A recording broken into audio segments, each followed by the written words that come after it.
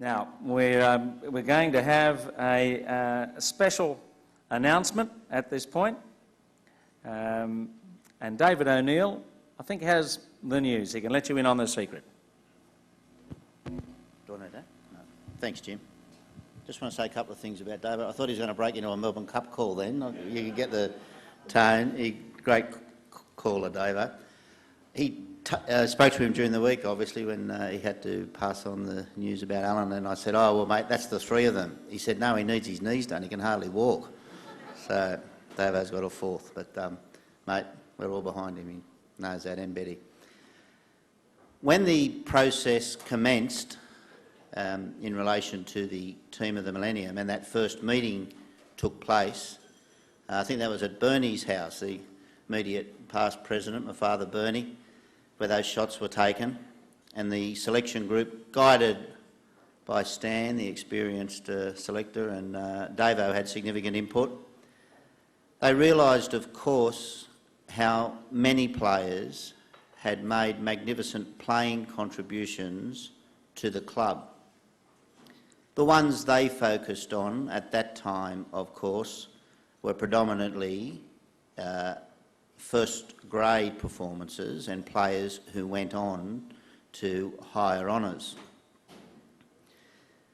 Players like Selby Burt, the highest wicket-taker in the club's history, Ernie Crossan, Brian Rhodes, Ken Muller, Alan Wyatt. People still talk about Alan's match where he took 9 for. People still talk about Rhodesy and his extraordinary pace before injury cut short his bowling. In recognising the contribution of those players at the highest level, those selectors who turned their mind to the club history recognised that throughout the club there are also lots of players in the lower grades who achieve to their highest level and make a significant cricketing contribution through those performances. There was some talk of possibly also announcing a club team, but it was decided that was inappropriate. But what was arrived at as a result of those discussions was that it would be appropriate to institute Western Suburbs District Cricket Club Hall of Fame. The Hall of Fame would recognise members who have made an outstanding cricketing contribution to the Western Suburbs District Cricket Club over a significant period of time.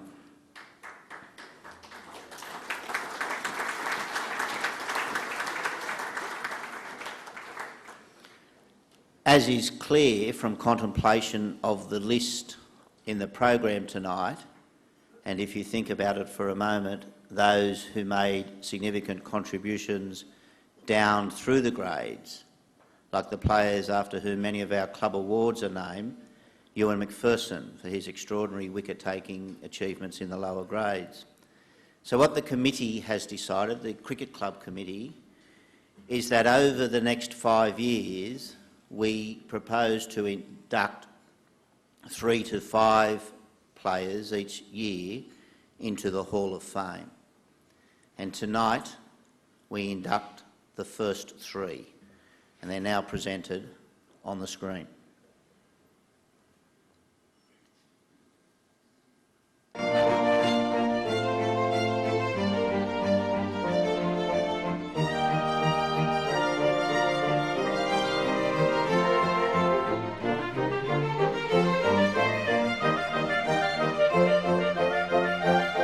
Tom Brown played for Western Suburbs between 1935 and 1960. A tall, calm opening batsman, he made his first appearance in the top grade in 1940, aged 20, after first trying his luck at Wests in 1936. He was exempt from military service because he worked in an essential industry, outfitting ships with refrigeration. Brown made his debut in first grade in 1940-41. He He established himself in the team in 1941-42 and he was never dropped again. Apart from a few absences through injury, he remained a fixture in the team until 1961. Brown had a sound technique and soon developed into an ideal opening partner for Wal Walmsley. The openers running between wickets became a feature of their partnerships. At the time of his retirement, he had scored more runs for Wests than any other batsman. Wal Walmsley performed brilliantly for Wests for 15 seasons. Despite exceptional form in grade cricket, Walmsley won only a single cap for New South Wales, so he left the state in search of better opportunities. In Tasmania and in the Northern Leagues in England, he was outstandingly successful. When he finally broke into Sheffield Shield cricket with Queensland, he was almost 40. In his career with Wests, Walmsley scored 6,308 runs and took 526 wickets. If he hadn't felt compelled to leave his home state, he would have set records that might never have been broken. Stan Sismy has been a member of the Western Suburbs Club since 1934. An outstanding wicket-keeper, he represented New South Wales and twice made tours with Australian teams. He was unlucky not to play Test cricket. He was the New South Wales keeper when war broke out in 1939. After highly distinguished service as a pilot in the RAAF, he became a key member of the Australian team in the Victory Tests, in which a hastily assembled group of Australian servicemen matched sides drawn from almost the full strength of English cricket. After the war, he returned to Wests, where he played until 1956-57. He later became a long-serving official with the club and a state selector.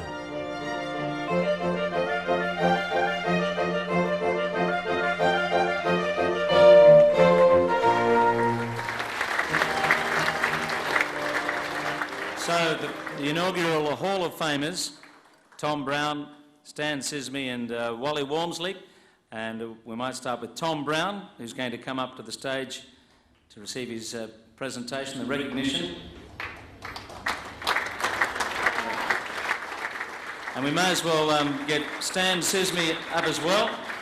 And Peter Walsh, who's representing Wally Walmsley. He's coming up with the junior boys, the official escort party.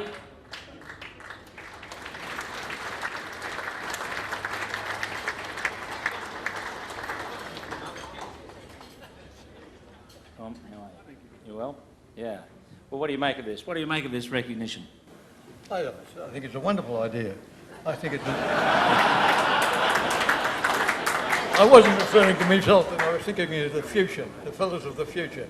And I think it'd be a very good thing for them to have, say, 3 to 5 every year going into it. It's an ambition for them to attend. I think it's good. The flavour of the night here, there's so much nostalgia. How many of your sort of teammates, contemporaries, have you caught up with this evening? And what are your memories, particularly those years when you played with West during the war? Yeah. It wasn't easy during the war. We worked long hours on ships. They had to go out in convoy and you'd be working day and night. And then you'd just go. It's all one-day games and that. And there wasn't the same feeling about it because there was no competition really. You just went there to play cricket because you liked playing cricket. That's what the men used to do. But it was very good when the war was over and we could start playing normal cricket again. Mm. Well, Tom, congratulations. It's lovely to have you here tonight, and congratulations on that recognition in the Hall of Fame. Now, let's Stan Sismy over here. Yep. Get the double act. Double act? Yeah. No? You got that? Stan, how are you? Congratulations. Thank you. Yeah, you're certainly a stalwart here. Were you a natural wicketkeeper? I don't think I was a natural wicket-keeper. I was in the Boy Scouts in Goulburn, and I thought I was developing into a pretty good spin bowler, about 13 years of age. But the wicket-keeper was very poor. I thought I could do a better job. And so it started, and it developed from that. Mm. And developed with a lot of experiences, through the war years as well. So just tell us, like everyone else has, about your appreciation, your memory of Wests. I joined West 1934-35 season under the captaincy of Harry Dew Payne, I think his name was. The following year I made it into the 3rd grade. The next year I made it in the 1st grade. There I stayed for about 23 years, except for a break of 5.5 years when I was in the Air Force. I was very fortunate, I suppose, being in England in one way, in that the Australian Services team was formed under the captaincy of Lindsay Hassett, Vice Captain, our old friend Keith Miller, where we played 5 victory tests in England against the might of England at that time. And I might add that the English team in those days was captained by a pretty good cricketer by the name of Walter Hammond. They had opening batsmen of Cyril Washbrook, Lenny Hutton, Bill Edrick, Doug Wright. It was no easy task. But then we toured India on the way home, then we played in Australia. Then I came back and continued my career with Western Suburbs. And that went till about 56, 57, 58. I was captaining the team in 55, 56. When we won the competition, 1st grade, we were minor premiers the next year, and I thought, oh, this will be a good way to finish my career in cricket and club cricket. And we played Manly at the Sydney Cricket Ground in the final, and we came 2nd. But otherwise, I've enjoyed my association with West. I continued here, even when I became a selector. I continued with the management committee here, assisted with their selection committee. But I got a bit of criticism, even from Western Suburbs, when I became a selector, when it was remarked that as a New South Wales selector, I wasn't doing much good for Western Suburbs. When someone reminded him that I did not represent Western Suburbs on the selection committee, I represented all clubs. My career has been very enjoyable. My association with West, very, very enjoyable. There are little incidents that mentioned here tonight, Bob Simpson, Peter Toohey, Gary Gilmore, which could be very entertaining, but I'm sure they'll have enough of that from me tonight. I thank everybody for their support, and I have really enjoyed my association with Western Suburbs after 72 years as a member. There's a proud man, Stan Sisby. Thank you, Stan. Yeah.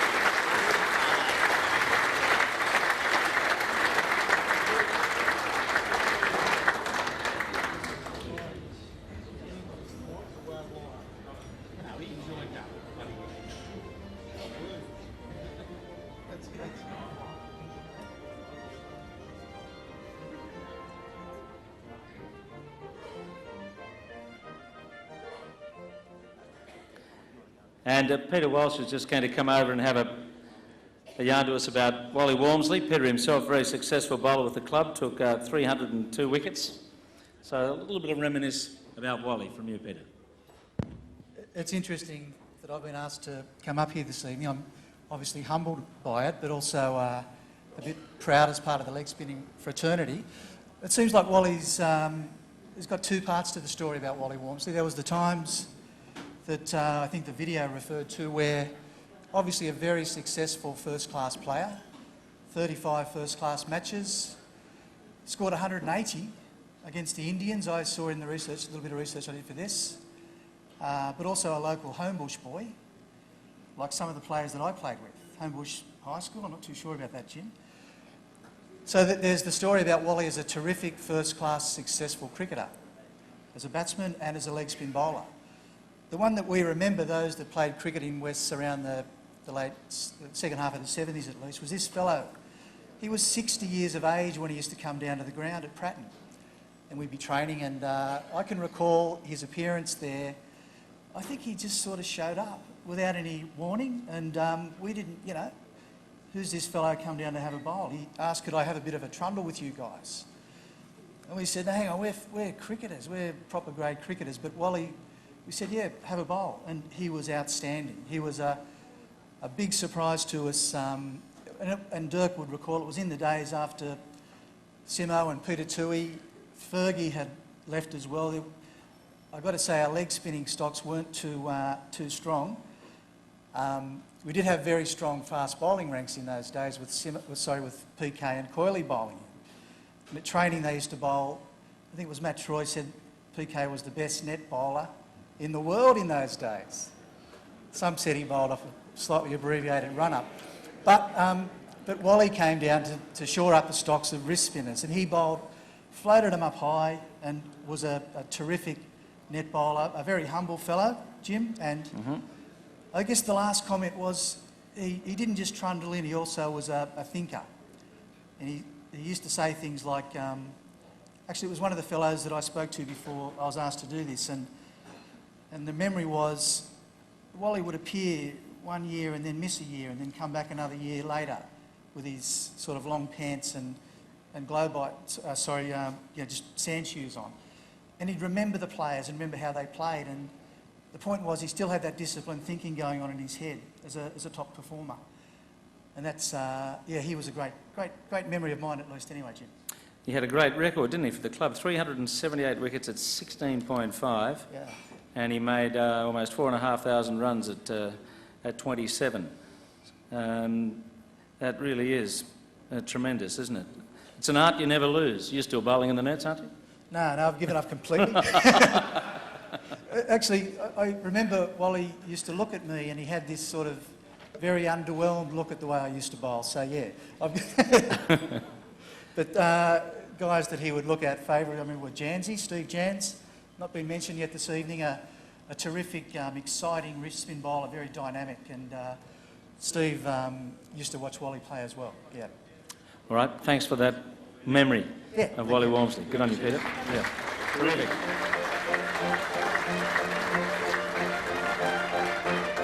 So the Hall of Fame's underway.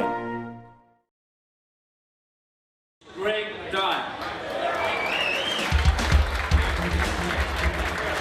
Greg Dyer joined Wests as a 14-year-old batsman and reached first grade 2 years later. He was an inspirational captain of first grade in 1984-85, leading his team to the final. He developed into a brilliant wicket-keeper and was a member of the Australian team that won the 1987 World Cup in India. Dyer made his Test debut against England in 1986-87, and he held his place throughout the following season, playing in Australia's successful team in the 1987-88 World Cup final against England in Calcutta. An aggressive batsman, he often contributed handy runs in the lower order. His performances for Australia were uniformly impressive. And Greg Dyer escorted by another one of our juniors, Jeffrey Ashmore. There it is.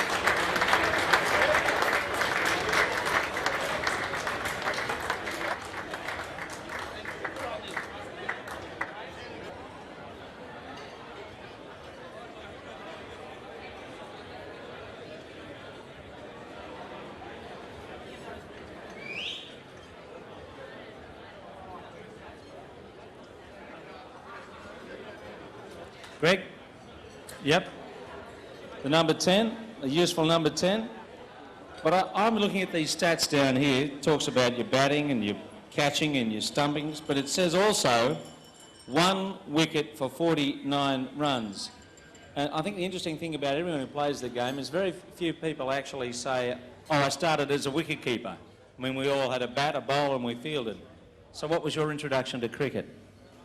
My introduction to cricket or to being a wicketkeeper, James? Well, a bit of both. Okay.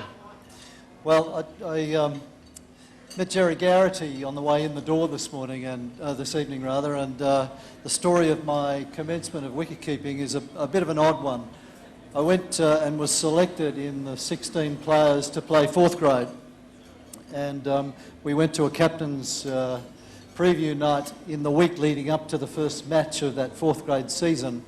And there were 16 players selected for 4th grade Western Suburbs that year, but none of them had actually wicket-kept before. And Jerry made the comment that there were 16 players in the squad and 5 players had to miss out every week on a rotational basis. And I did the sums pretty quickly, and I had played cricket every Saturday of every summer of my years since I was 8 years old, and I didn't like the idea of not playing cricket. So I put my hand up and said, well, I've done a bit of wicket keeping, never having had a set of wicket keeping gloves on before. And I went okay in the 4th grade, and by about the end of the next season I was playing 2nd and 1st grade, so something worked. So you were the first man picked, which is good advice for all the youngsters here who might be thinking about their careers. Well, there's a great irony, I guess, that I'm standing up here tonight in this group of immortal players.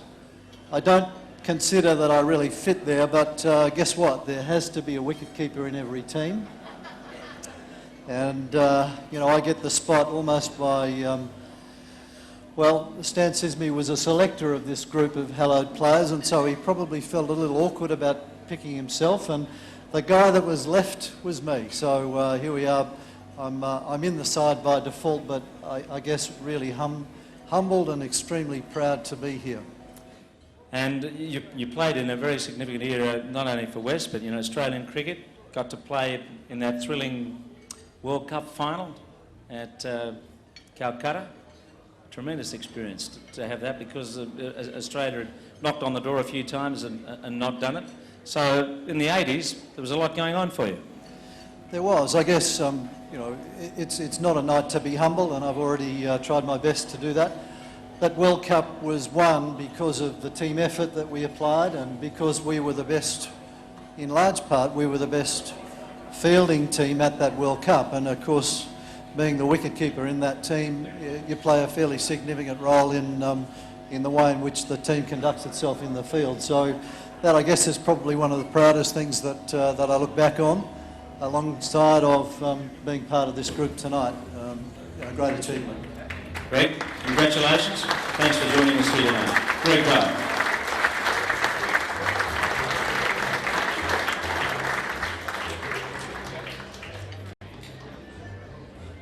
Number 11 in the Millennium team,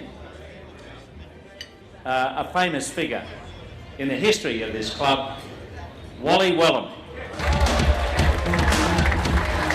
Wally Wellham was one of the finest bowlers in Sydney grade cricket, from his first game in 1950 to his last in 1978. In the history of Australian cricket, no bowler has performed as well or sustained his performances over such a lengthy period without receiving greater recognition from representative selectors. He loved bowling and often used the new ball for a spell before returning later in the day to bowl spinners. His family and his career as a schoolteacher took priority, but he was versatile, fit and always a great competitor. No one has taken more than his 684 first-grade wickets for Western Suburbs.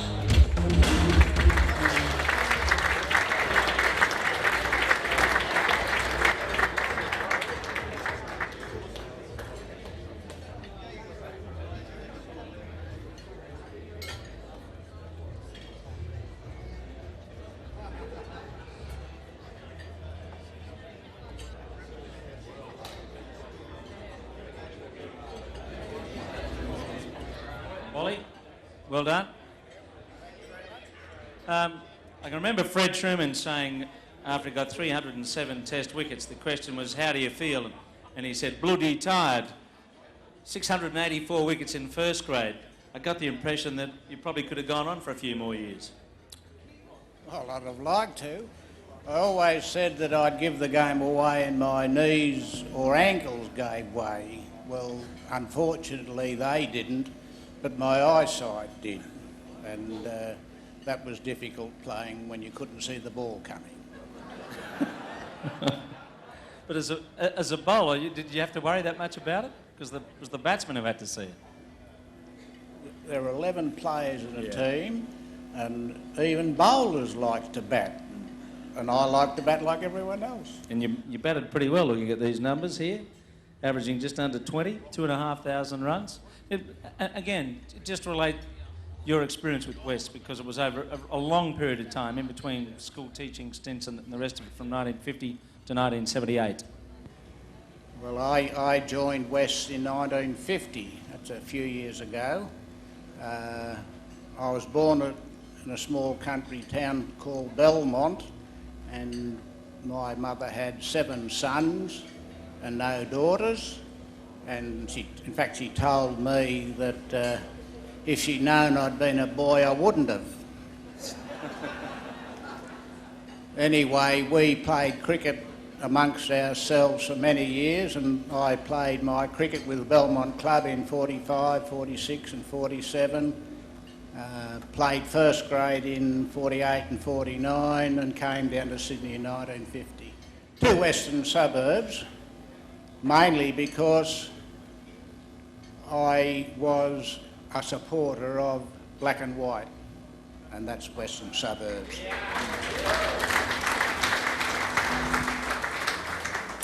But you did have periods where you weren't around, did you? With your school teachers who got sent all over the state, so you missed out on some cricket, didn't you?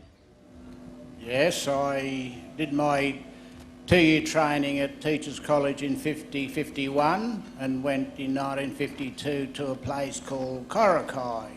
I'd be like you people, I'd have to get a map to find out where it was because I had no idea. When I was at college, they said, "Where would you like to teach?" And I said, "Sydney." So they sent me to Coracai. And I played cricket up in Lismore. In fact, I was playing for the Mid-Richmond Association on a Saturday around Coracai, and we used to go out to the concrete wicket and clean the cow droppings off the field before we could play. And someone rang me up from East Lismore to say, "Would you like to play cricket on a turf wicket?" I said, "Certainly, we'll come up." And so I played on that Saturday in Lismore. At those years I was a fastish bowler, and I cleaned a few people up, and the next morning the Lismore Star said that I was to be banned because I was playing in Lismore and not in Bunga Association.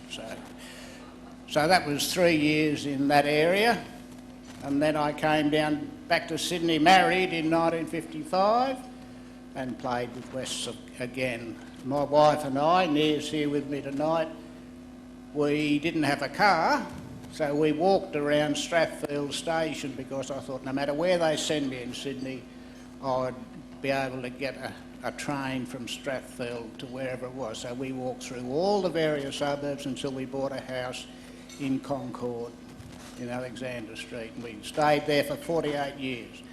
And I continued my association with West all that time until I went down to Hay War Memorial High School as deputy in 69. I was there in 70, 71 and came back in 72. West gave me a presentation when I left because I was getting out of the city.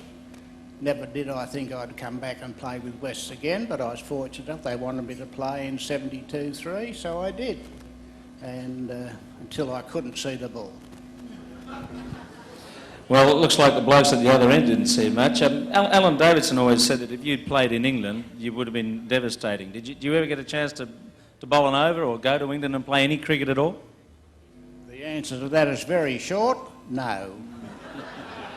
That I wanted to, yes, but I was married, I had young family, I was a teacher, I put my career and family first, and as much as I'd have liked to have gone to England, I don't think it was as easy as it is now to go over there and play. Everyone seems to play in England in the off-season. That was disappointing, but you roll with the punches, and I enjoyed my time with Western Suburbs immensely. And I've met a lot of players in Sydney grade and go through West who never ever would play state who should have played state. There are some great cricketers around the grade ranks in Sydney and particularly Western. So very fortunate to have played with a lot of these players who've been up on stage here tonight. Alan Davidson would be the best club man I've ever played with in my life. Gary Gilmore would be the best talent I have ever seen of anyone, and I first saw him when I returned from Hay in 72 on the Sydney University Oval. only hit up before the match, saw him playing, and I called Bobby Simpson over and I said, "Who's this guy?" And he said, "That's Gus Gilmore." I said, "He is absolutely tremendous." So there's a lot of Peter Toohey, Greg Dyer, Tommy Brown. What a wonderful player. I used to call him the man with the magic fingers. You ever have difficulty getting a person out, give the ball to Tom and bowl a few leggies and he'd get him out, didn't you, Tom? And Stan Sismy as captain, keeper. What wonderful memories at West. All right, Wally, thank you for being part of that history. Terrific. Nice to see you.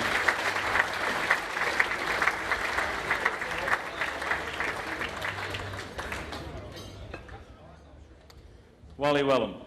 And number 12, not necessarily 12th man, but in the 12 here, and a significant member of the fast bowling attack, and that is Dave Gilbert. David Gilbert was a fast-bowling spearhead of the New South Wales team in the mid-1980s and capable of bowling with genuine pace. He won 8 Test caps for Australia and between 1985 and 1987 toured England, New Zealand and India. He took more than 100 first-class wickets for each of the 2 states he represented, New South Wales and Tasmania. He was an important member of the successful Western Suburbs teams of 1984-85 and 1986-87 and is now the Chief Executive of Cricket New South Wales.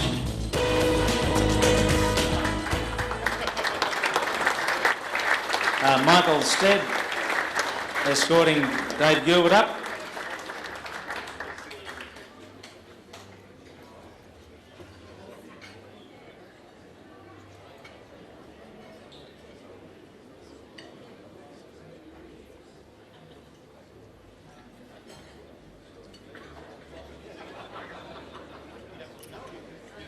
Well done. Yeah. Welcome along. Did they ever put the radar on you? Do you know how quick you bowled at your best? I don't. Wish I did, but I reckon I was about 145. So, you know, you sort of look at the guys these days and you look at the reaction time of the batters.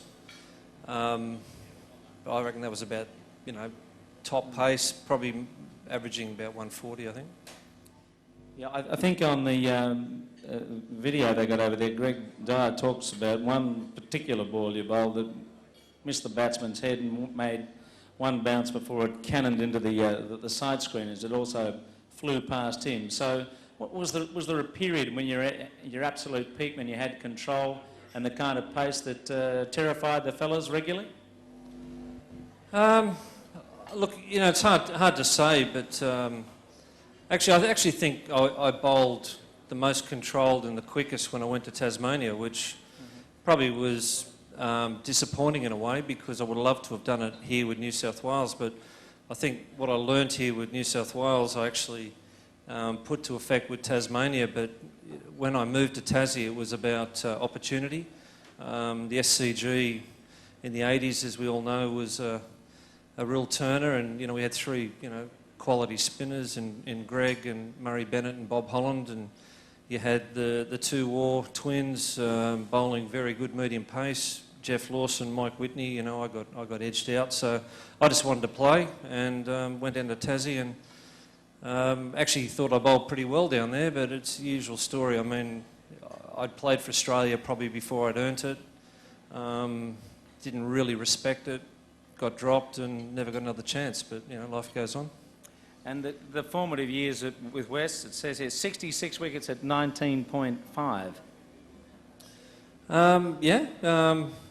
Probably should have been better, shouldn't it? It's not bad.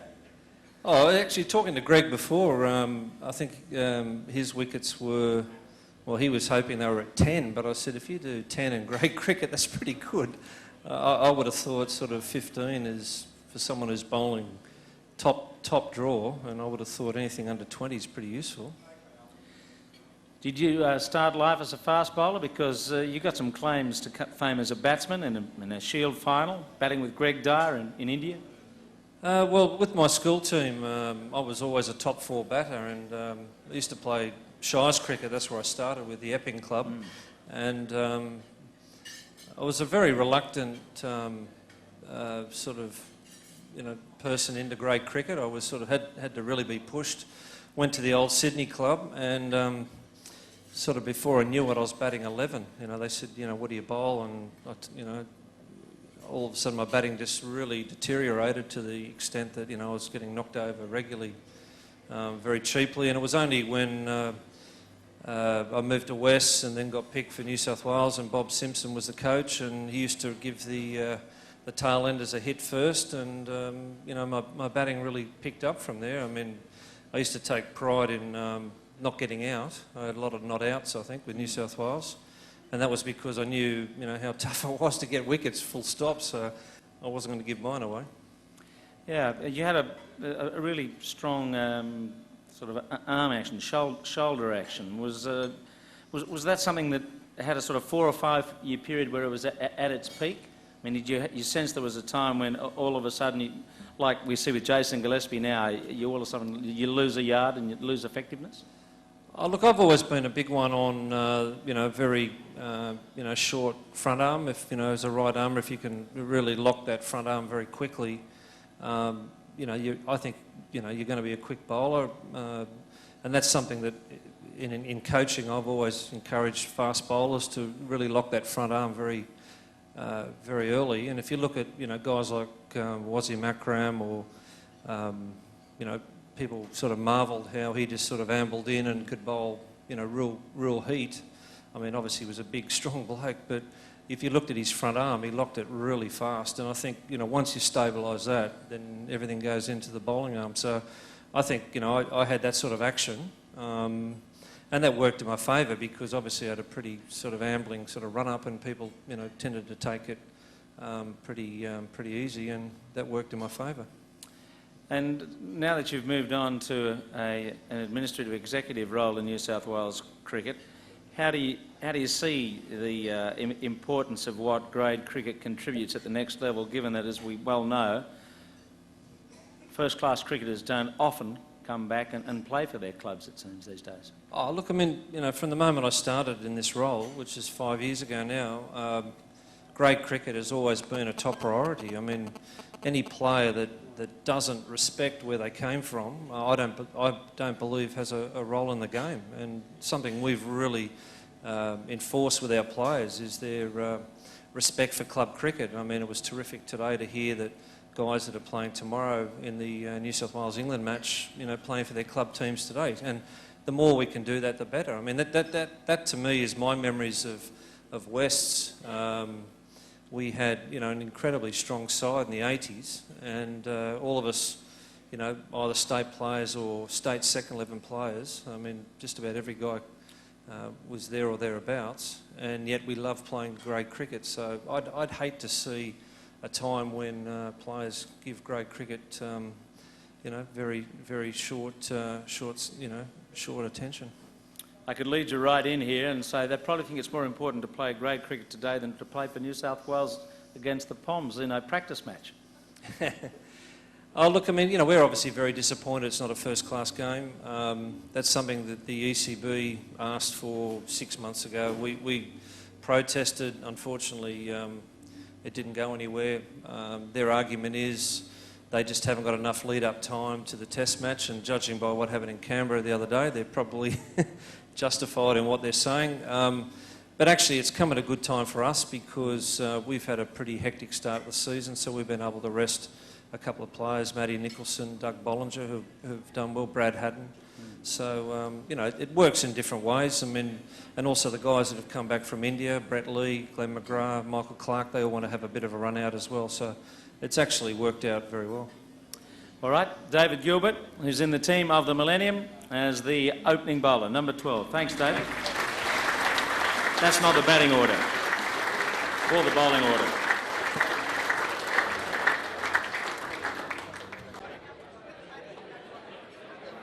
All right, so progressively we're going to go through those that have been named in the team of the Millennium. Okay? So we're going to get this process underway. We're going to have a batch of 5 to start with before we head into dinner. we're going to first of all announce the high order batsmen. And number 1, Warren Bardsley.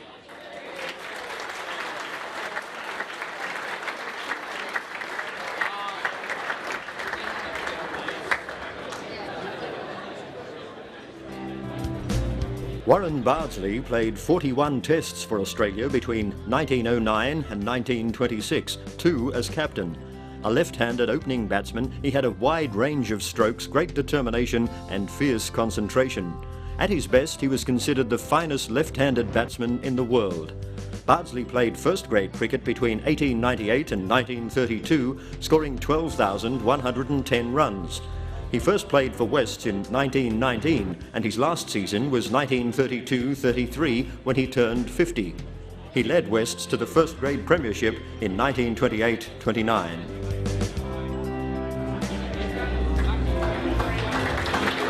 And Warren is represented by Peter Bardsley, who's going to be escorted up to the stage by one of the Canterbury West's junior representative players.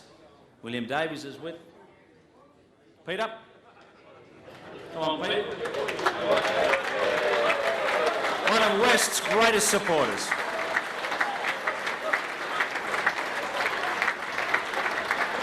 Everyone knows Pete. No, he doesn't want to be interviewed.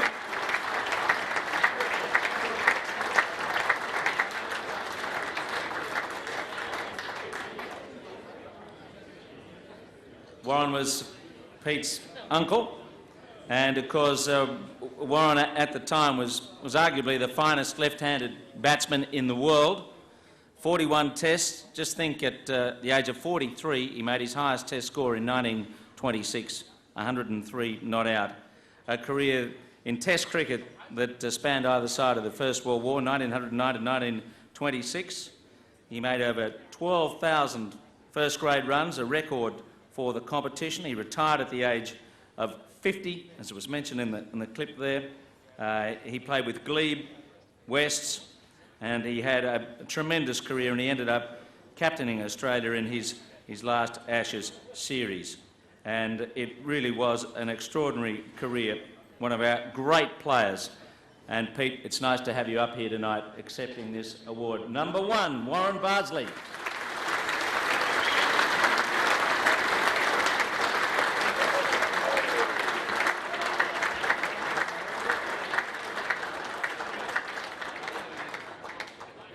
The second high order batsman, Sonny Jim Mackay. Jim Mackay played in the club's first 2 premiership teams in first grade in 1903-04 and 1905-06.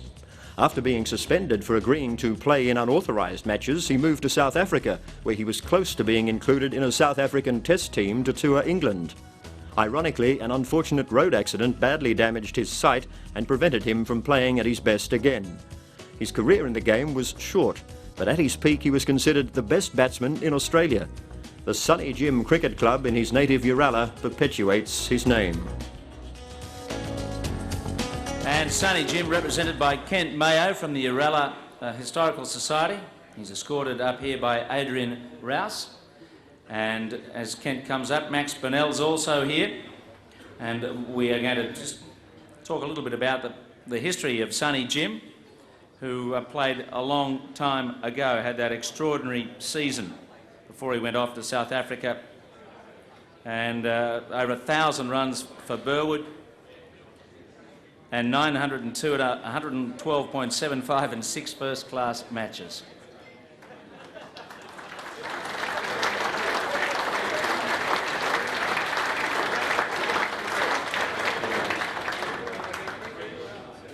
Max Bonnell, of course, has written the history of the club. A little bit of background about Sonny Jim, who had a short and brilliant career. Mackay joined Wests in 1902 when he came down to Sydney from Uralla. He'd already played for New South Wales by the time he joined the club. And I suppose the most distinguished thing you can say about his career was that in his last season in Australia, which was 1905-06, he opened the batting in every game for New South Wales with Victor Trumper, and was considered the better player that season. So in the realm of possible praise for a cricketer, it doesn't come much higher than that. He was also, from a West's point of view, a key member of the club's first two premiership teams in 1904 and 1906. And many cricket historians still regard him as the best player to come from Australia not to play in a test match. Thanks, Max. That's tremendous that Sonny Jim Mackay is number 2 on the list behind Warren Bardsley. We're doing a chunk of 5 and we might get something from Kent about the country connection at Uralla, about Sonny Jim, because that's where he came from. That's where that's correct, yes. He finished up after he came back from South Africa. He did, but unsuccessfully, of course, because he was so injured that his eyesight was no good. But if I just want to tell him 2 brief anecdotes about Sonny Jim. Yesterday morning I went out to Manly Oval with a tape measure. In 1904, the founder of this club, Austin Diamond, and Sonny Jim Mackay, he was called Sonny Jim because of his wonderful disposition, I might add, they dismissed Northern Districts Cricket Club at about 4:17 p.m, and Sonny Jim and Austin Diamond strode out to open the innings for Burwood, as it was then known. At stumps, an hour and 40 minutes later, they were none for 307. Sonny Jim Mackay was 157 not out. He'd broken 3 bats, hit several sixes, one of which went from the middle of Manly Oval and hit the second story of the Presbyterian Manse across the road, and that is exactly 119 metres in the air. The other beautiful anecdote I should tell you is when Victor Trumper died prematurely, there were lots of obituaries, of course, and one journalist wrote there was only one batsman ever to rival Trumper, and that was James Mackay of Uralla. Well, Jim's career was over, sadly, but he read that article and he wrote to the journalist, he wrote to the paper and said, "To liken me to Victor Trumper is to liken the tallow candle to the electric light." Very modest. Kent, thank you very much for that history. Sonny Jim Mackay.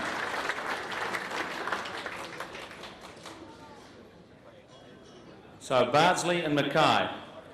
Who's at number 3 on the high order batsman? Dirk Wellham.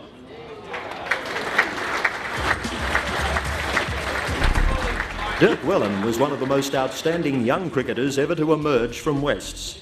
The son and nephew of West cricketers, he played first grade at 16, captained a first at the age of 20 and scored a century on his first appearance for both New South Wales and Australia. He was the youngest ever captain of a Sydney Firsts team. He played Test cricket for 6 years and was a magnificent fieldsman and a shrewd, highly effective captain, leading New South Wales to the Sheffield Shield. He later captained Tasmania and Queensland.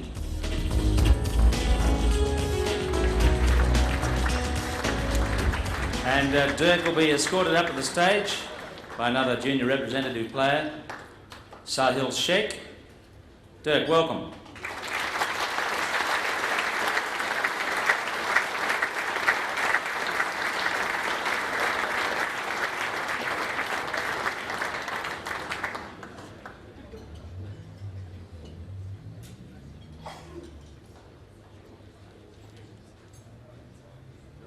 How are you, Dirk? How are you going?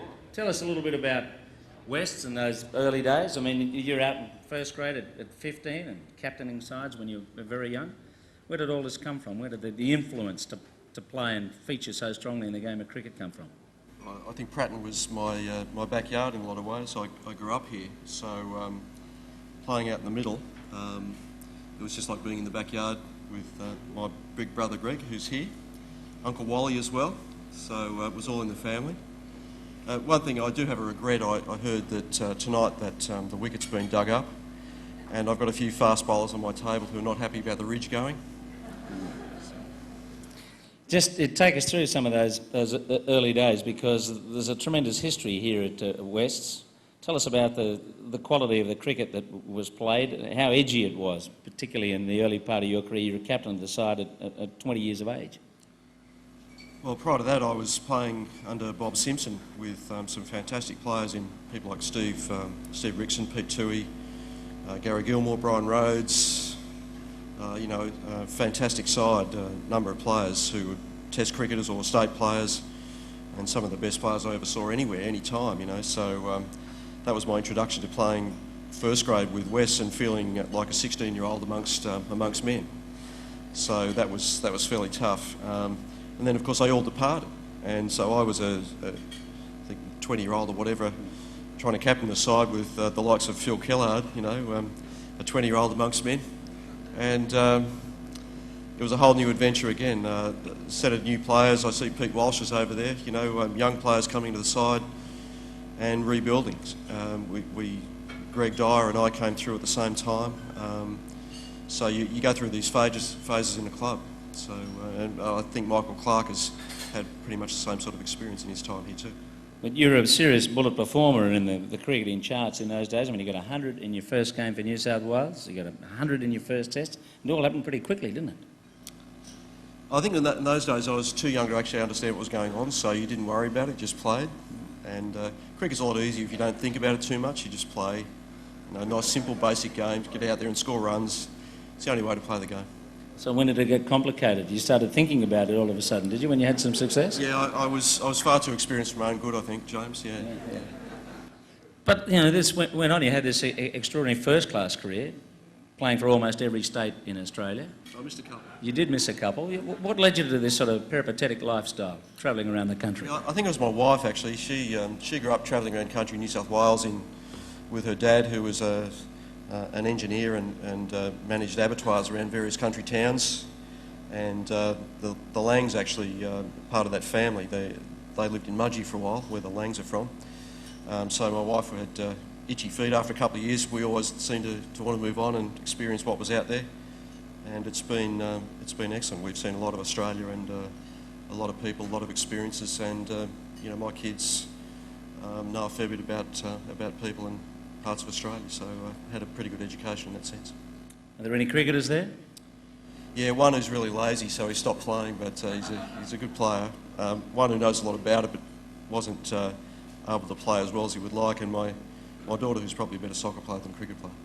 Well, good bloodlines there. I mean, you still look young enough to be playing the game. Have you had a game in recent times? Is some of this Masters cricket or whatever that some of these fellas get up to? Or have you been invited to play beach cricket?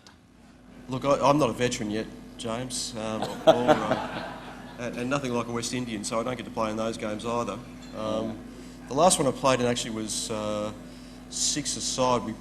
8-a-side, we play 8 over games up at Churchy, where I'm working at the moment. We play against whoever wants to come and pay their money. So they're 8 over matches, and unfortunately I can't hit the ball far enough to hit the thing over the fence too often. That's the biggest drawback, but that's the sort of cricket I'm playing these days. Dirk, thanks for coming along tonight and for being part of this, and congratulations on your selection in the team of the Millennium. Terrific.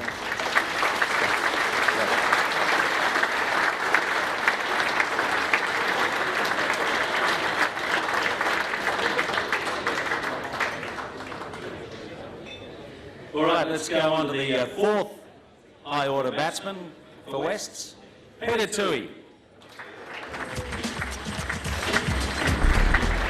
Peter Toohey was a brilliant, entertaining batsman for New South Wales and Australia between 1974 and 1983. He burst into prominence when in 1973 he scored 1,149 runs for Wests. In only his second season in Sydney, 1973-74, Toohey became the third batsman after Jim Mackay and Bob Simpson to pass 1,000 runs in a grade season. He was one of the few establishment players who won a test place after the return of the World Series players. And Peter Toohey, escorted to the stage by Alex Chung, one of the junior rep players. Here he comes. Peter Toohey.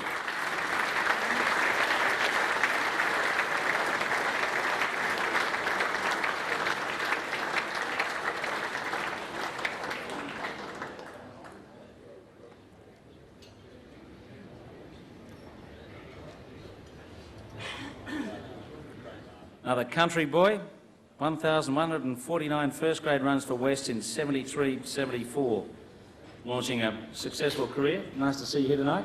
Thanks, Jim. How you going? Very well, thank you. Just tell us about some of that history. I was thinking of something with Sonny Jim Mackay and the influence of bush cricket. Did you play on those sort of what they call two-faced pitches? If you played forward, it hit you in the face, and you played back, it hit you in the face. Was that your kind of upbringing? Well, I grew up on the Malthoid wickets, and my first game of cricket was in the under-10s at a little place called Barry Neville, which is about 10 miles out of Blaney, on a Malthoid wicket, and they had this. I'll never forget. They had this big quick playing for the other team, and he was bouncing around my ears at that stage. So I learnt to.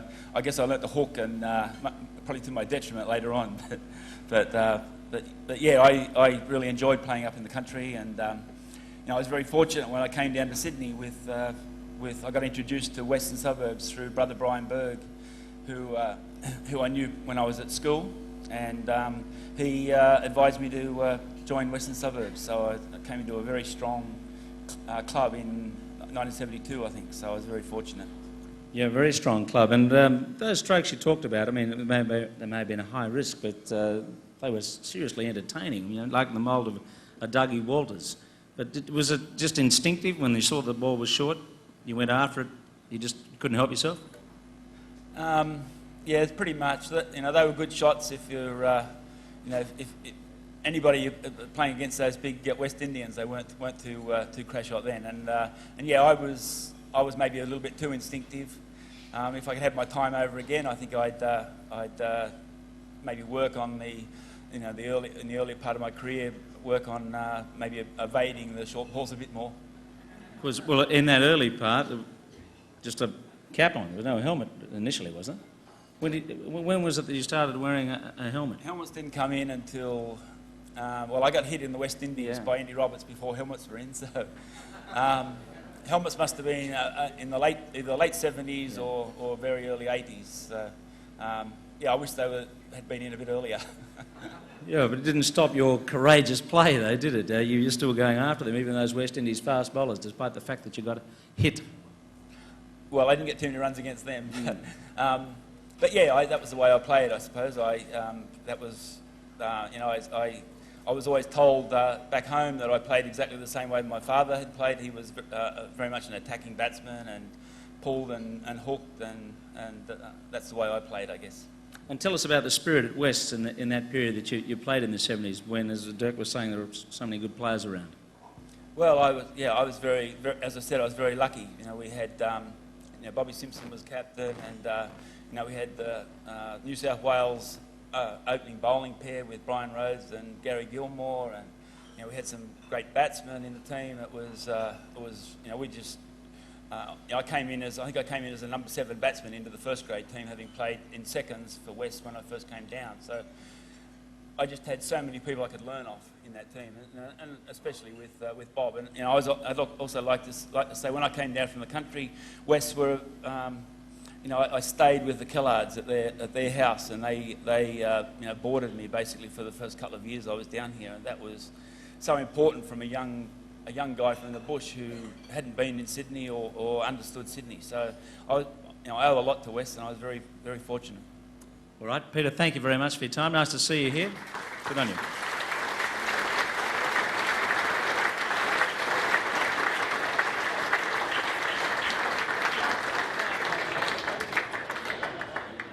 Now, just completing the first part of the evening, the 5th announced high order batsman, opening batsman, former Australian captain, Bob Simpson.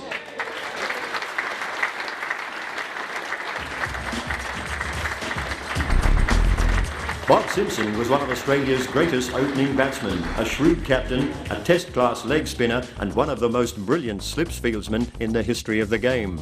Simpson first played for New South Wales in 1952 at the age of 16. In 1968 he retired, but years later his career took an unexpected turn when in 1977 Kerry Packer launched World Series cricket. He made a remarkable comeback to the game, aged 41, to lead New South Wales and Australia. He later became the first coach of the Australian Test team. Simpson's career with Wests began in 1961. In his 17 seasons with the club, he scored more than 8,000 runs at an average of more than 60, with 30 centuries. He was captain of the first-grade premiership teams in 1971-72 and 1972-73. And Bob's there with Andy Manchester, who's escorted him up. Good on you, Andy. Terrific. Good evening to you. Tell us a bit about Wests, because you had that extraordinary period between your two test careers, as it were, when you just kept getting 1,000 runs a season. Everyone was saying, well, why is he doing that? He should be playing at a higher level, and thank goodness you came back. Well, I've been very grateful to the Western, as much as when I came back from Western Australia, I wanted to come back home, and Jack Deal from this club was the one who convinced me that West was the place to be. And I was very, very fortunate that I had such a long career.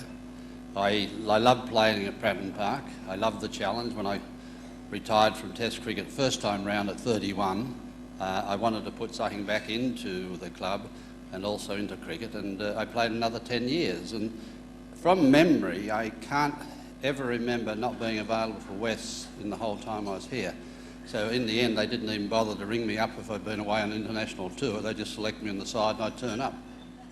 So in a normal test season, every other weekend, you'd be playing. I can't imagine you would have ever rested. Not too often, but it was part of our family with Meg and the two girls.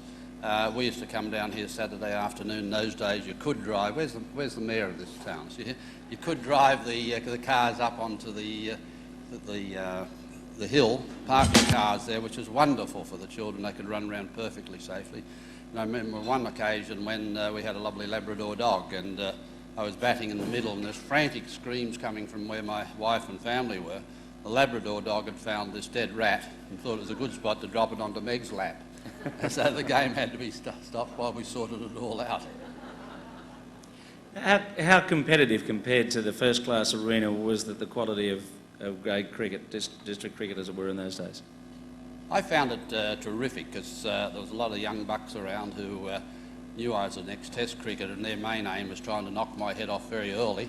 So it was competitive. They also didn't know where the ridge was at Old Trafford's, at Pratton, so they bowled far too short. But it was competitive, and that's the thing I think that kept me going, the very fact that we're developing youngsters, and there's a huge amount of really talented players. We've seen just two of them tonight, but there's a lot of young players coming through then, and West was a very powerful team. So what would you say is the difference between the cricket you played over that long period, but particularly at the top level, and what you see today, other than the obvious fact that some blokes are making a bit more money? Are we talking about the first-class scene? Yeah, at the top end, yeah. I think one of the great tragedies occurred that the top players and the Shield players are very seldom available for club cricket. And I think that's a terrible denial of all the youngsters who would love to have the benefit of the experienced players helping them on their career. And it concerns me also that the average age of players going into the New South Wales team is 27. It used to be said of New South Wales, if you didn't make the Shield side by the age of 20, you wouldn't make it. And I think that's a huge difference, and I think it's rather sad. Well, you share Dennis Lee's view that the Australian teams are getting a bit old and there needs to be some change? Well, they're very old, but they're the best we've got, and you can't put the youngsters in unless they're good enough to be there. But the youngsters have got to grab their opportunities when they receive them, and we've had a lot of players come through and make the Shields and Test side, but unfortunately not enough of them are pushing on. You made a huge contribution as a player and as a coach when you came back with Alan Border and really revitalised the side and got the skills going again, and the application to the basics of the game, the rest of it. But if you think back, what's been the most enjoyable part of all that, playing or coaching? Both. I love playing the game of cricket, and I love coaching. In many ways you get a different satisfaction. As a player, your personal achievements are great. As a coach, when you can assist someone to be a better player, perhaps cement a spot in the Test side, or then save the career of certain players, which probably has happened over the years I was there, then you get a huge reward. It was great to win. It was great to have the team when we finally broke through. But above all, my great pleasure is still seeing and helping players to do better, and that's why I'm still coaching. It's been said by so many people that one of the reasons Australia is so strong over a long period of time is because of what we're about here tonight, club cricket. Do you share that view now? It always has been. Hopefully it always will be. I do worry a little bit about the falling standard of club cricket. I'm now doing a bit of coaching at Parramatta. And I did that because they needed, I thought, a lot more help than perhaps West did. But when you are back on the level of seeing and being in the dressing room with youngsters, there's a lot of work to be done, and I think a lot of the problem does come back to the fact that we've made the job of playing club cricket a little bit too difficult. We've extended the hours of Saturday. We've added too many Sunday matches, with the net results that the parents and families have been badly affected by that. Players are retiring far too young. If you went round the grade sides now, you'd be lucky to find more than a dozen in the whole of Sydney grade competition over the age of 30. And I think that's, and for the New South Wales Cricket Association, a big kick up the bum. Just on the black and white flavour, can you give us one, or maybe there might be more than one, special memory of being associated, of playing with this club, other than the incident with the dog at Pratton Park? I think Peter, who was so kind to mention before, is one of the great pleasures I had, the youngster coming through, going to the West Indies with him and seeing the development of fellow Western Suburbs players, with Dirk also there. I think, you know, they're your memories. Obviously, having Gus Gilmore around was a help when I was captain, 7 for 12 in a final, I think. Was it 7 for 12? We bowled him out for about 30 or something. And Gus decided that was enough. He didn't have to bowl in the second innings. But a unique cricketer, one of the great cricketers, and, you know, to see him in action was just wonderful. Bob, thank you. Bob Simpson, one of the great players of Australian cricket. Well done. Number 5, in a high order batsman, and probably one of the greatest slip catchers of all time as well, and some very useful wrist spin bowling. Now, first of all, because there has been a change in the format, we're going to hear this interview that was conducted, I think, in the last day, if not today, with Michael Clarke.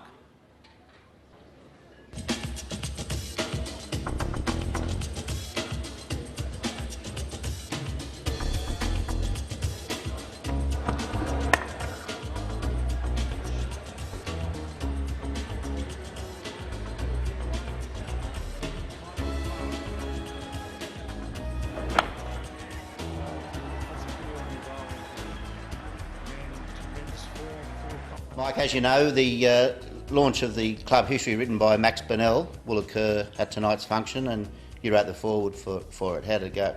Yeah, well, Dave, it was certainly a real honour to be asked to write the foreword for such an amazing book. I think 110-year history of you know, the greatest cricket club in the world, in my opinion, I think is a fantastic achievement by Max, and I'm certainly looking forward to seeing the book out when I get the chance, and I'm sure everybody there tonight will enjoy it. The other main feature of tonight's proceedings will be the announcement of the team of the Millennium, which will be fully known to everyone present by the end of the night.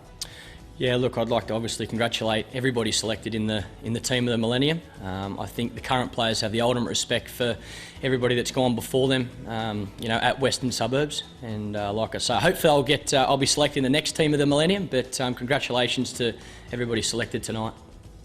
Later on in the night also, as you're aware, there'll be an honouring of one of your teammates, Peter Burkhardt, who's become the greatest first-grade run scorer in the club's history. Any message for Pete? Yeah, obviously congratulations, Burks. You've been brilliant to play with. Obviously learn a lot, playing a lot of cricket with you. Hopefully there's a few more years left in the old body now. Hopefully you can continue on for a couple more years, because I think you've been fantastic for the club. I know the guys love playing with you, and you know, I cherish every chance I get to get back at West and play with you. So congratulations, mate. Mark Russell's insistent that he taught you how to run between wickets. Anything to say about that? Well, I've got to blame somebody, because my running's been terrible of late, so I'm happy to blame Testy. That's cool. Well, thanks, Mike. Thanks for your wonderful contribution since the age of 13, and congratulations in what you've achieved so far. And you know, we're all supporting you as you go into these next 2 very important seasons for you. Thanks, Dave. And thanks to Western Suburbs Cricket. Hope everybody has a great night.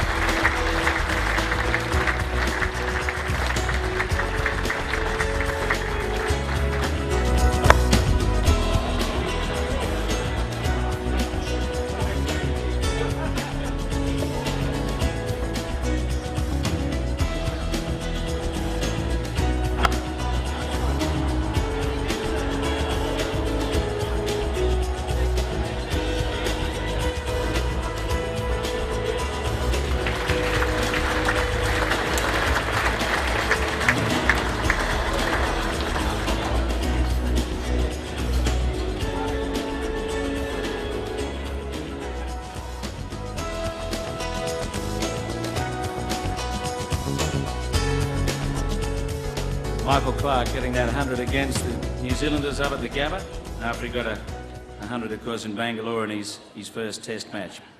And fortunately he can't be here tonight, but I'm sure we're all hoping that he gets a chance again to play for Australia, perhaps at some stage during this Ashes series with so much competition for places in the side. Now we're going to launch the club history. Right now, would you please welcome Max Bonnell and David O'Neill back onto the stage.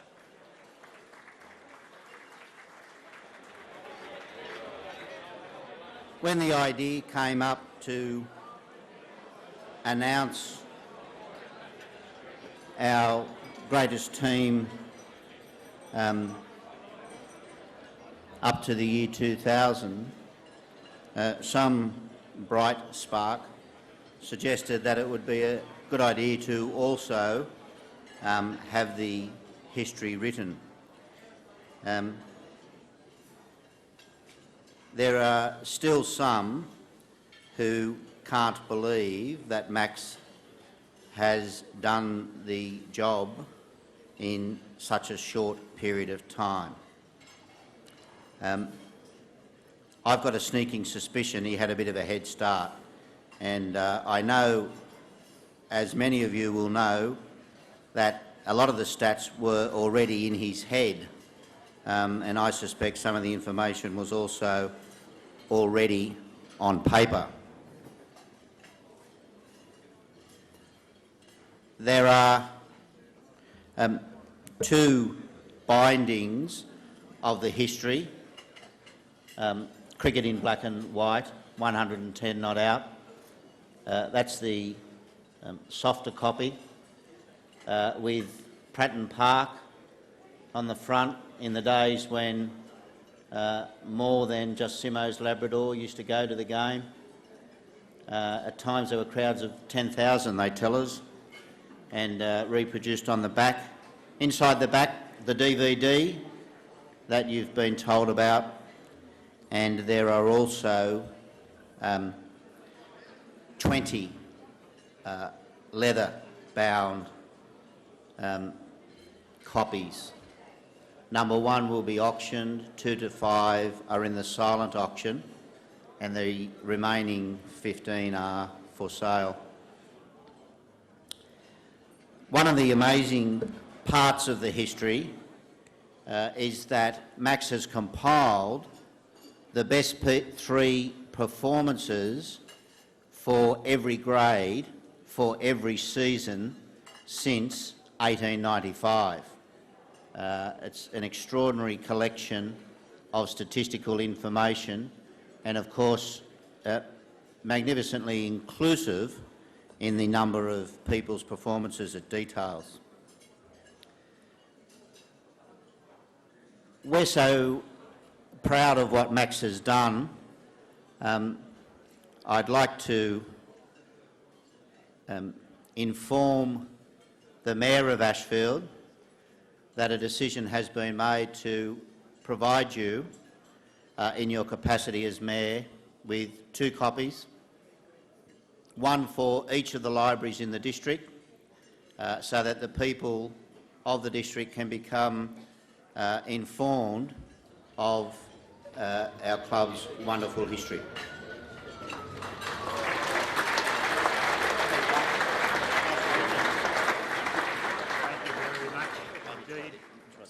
Thank you very much. Indeed, it's indeed a pleasure to be here tonight among so many of you people who are cricket fans, fans of Pratton Park too, I'm sure. And these 2 books will be in our libraries at Ashfield and Haberfield, and I'm sure with the cricket fans among the youngsters we have coming into the game, coming into the field, we'll certainly take these and look at them with great deal of pride and take a great deal of example from the greats that are mentioned in these books. So thank you very much once again, and have a nice evening. Thank you.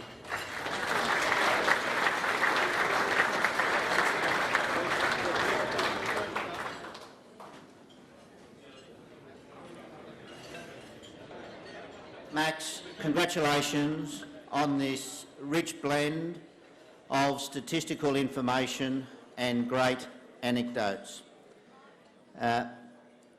As the smallest of tokens as compared to the magnitude of your effort as you continue to eke out a living, occasionally visit your family and attend to all your other duties. It's extraordinary effort that you've put into this. And as a small token, we'd ask you to accept two gifts, one in particular for yourself and the other for you to enjoy, in particular with your wife, for her forbearance. Thanks very much, mate.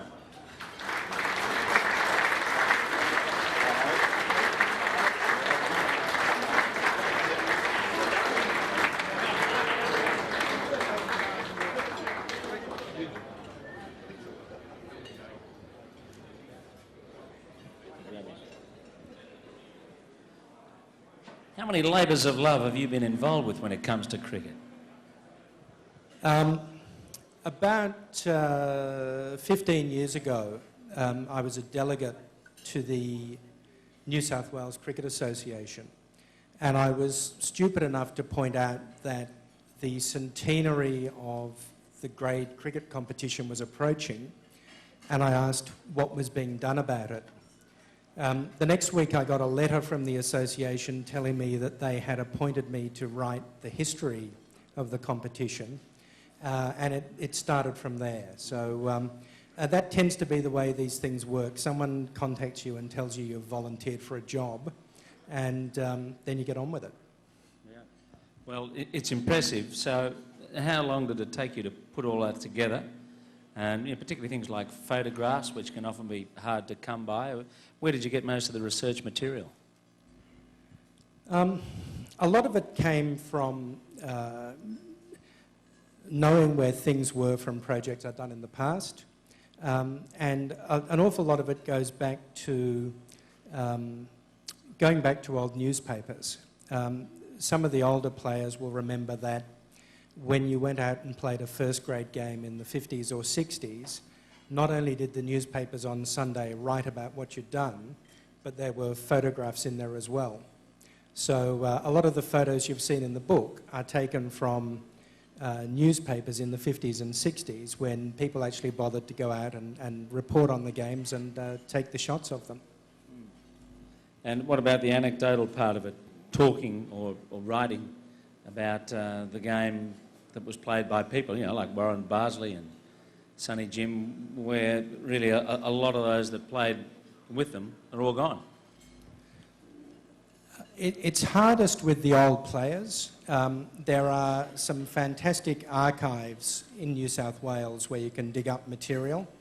There was a journalist called Jack Davis who wrote a newspaper called The Referee almost single-handedly for 50 years, and he knew everybody, and everybody wrote letters to him, and he kept all the letters in files which are now in the Mitchell Library. So if you want to know what one old cricketer thought about another old cricketer, you go and look through Jack Davis's mail, and somewhere you'll find a letter saying, "Don't print this but," and that tells you the answer.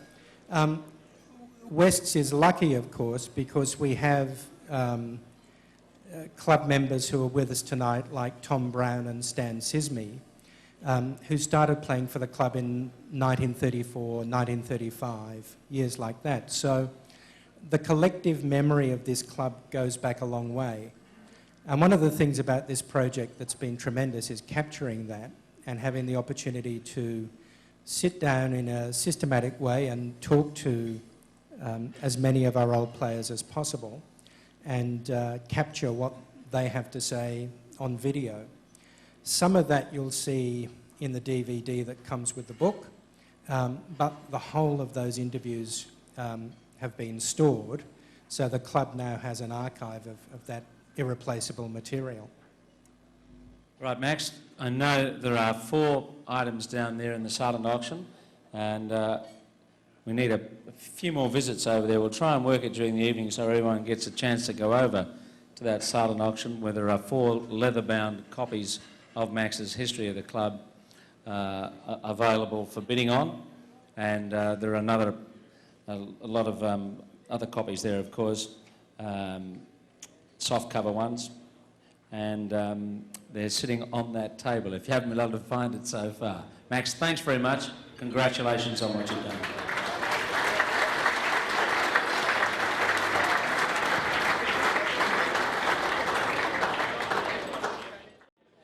Now we're going to go on to the next group of announced players in the team of the Millennium, all-rounders.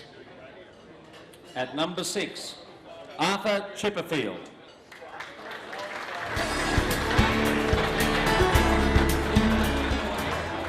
Arthur Chipperfield's father and uncle were West's cricketers, and he began his career in the club's third-grade team in 1921.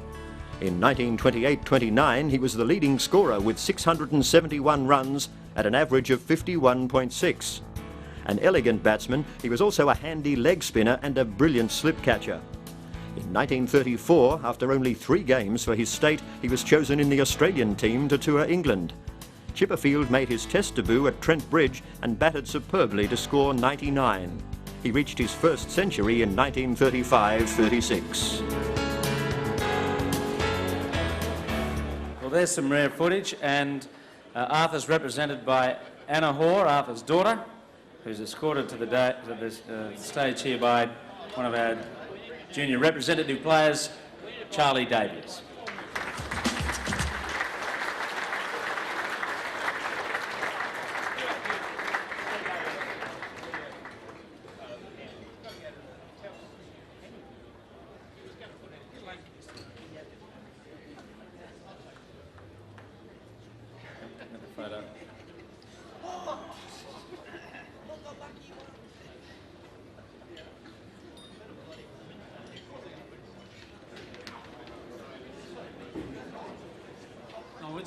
I'd like to talk about the 99. I mean, a lot of players are famous because they get 100 in their first test, but your dad's the only one to get 99. I mean, obviously he would have wanted 100. I think we probably saw the footage of him. Yeah, he was 99 not out at lunch, wasn't he? Yes. So what did he tell you about all that? Well, he told me he thought it was disastrous. He was absolutely devastated. But in later years, he decided it was the best thing he could have done. He was remembered more for 99, he thought, than for 100. And nobody's ever done it since, so... That's right. So work on it, whoever you are. It's unique. Well, of course, I suppose the other side of it is that a little bit later in South Africa, he did get a Test century. Yes, he did. So then I think it would have been rare to have one at each. The interesting part of that, of course, was that he'd played so few games before he went away. Can he remember why that occurred? Was he in a bit of a daze when he got selected? Yes, he was. He was actually in the surf, so I believe, so he tells me, and he had no thought that he'd be selected. And I think it was his brother called out, heard it on the radio, or someone contacted them up on the Central Coast and said, come in, you've been selected. So it was quite a surprise, I think. Did he talk much about his cricket? Oh, all the time. All the time. But we didn't mind. And has this continued through the family in some way? Is there still that influence? Well, we still all love the cricket. We like watching the cricket, but we don't play. My sons did, but no longer do. Yeah. Well, it's a lovely memory to have, and it's great that Arthur's been selected in this team, and thank you for being here tonight. Thank you very, very much. Thank you.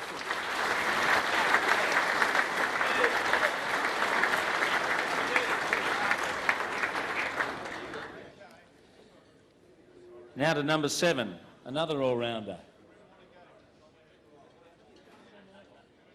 Number 7 in the team of the Millennium, Greg Matthews.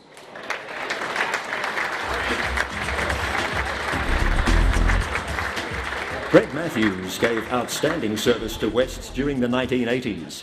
Between 1983 and 1993, he scored 4 Test centuries and made an important contribution to the Australian side with his off-spin bowling. His left-handed batting was often fluent and always gritty. He fielded brilliantly and was extremely effective in one-day cricket. His all-round record for New South Wales is exceptional, and he was a key member of the Wests teams that reached the finals in 1984-85 and 1986-87. And Greg's going to be escorted to the stage by Jack Codd Miller. Nice to see you here, Greg.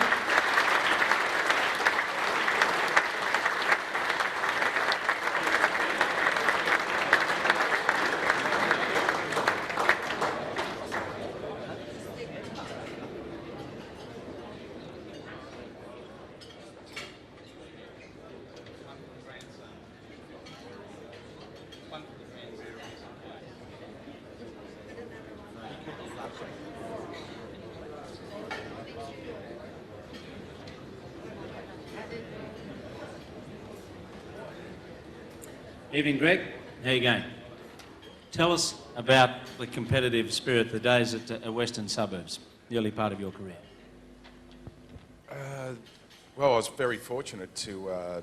West really was a catalyst for me playing Test cricket.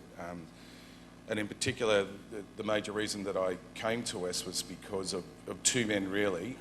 The majority of the reason I came was because of Dirk Wellham. I was having a few hassles at Cumberland, and I played in a Colts team, and Dirk thought I could bowl a little bit okay, and I wasn't getting much opportunity at Cumberland, as they were called then.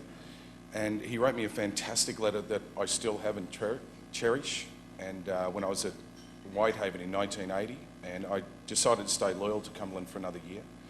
And then he looked after me so well in Perth and gave me an opportunity, a lot of self-belief, and I will forever be grateful to Dirk. He's been instrumental in a big part of my life, you know, like Imran Khan used to call him the professor. We used to have a lot of fun with that, and the other guy was Alan Davison, and Davo's not here tonight, which is a real bummer, in my humble opinion, the greatest cricketer administrator in the history of world cricket across the board. Just a great man, and his woman bed. I wish them all the best. I hope they're well.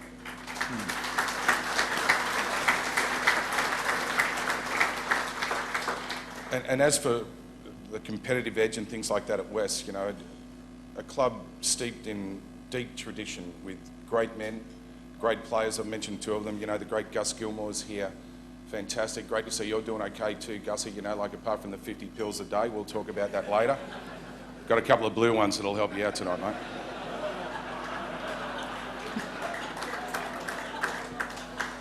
And Dave Gilbert, I was fortunate enough to play in a grade team that had like Greg Dye, Test player, beautiful, wonderful human being.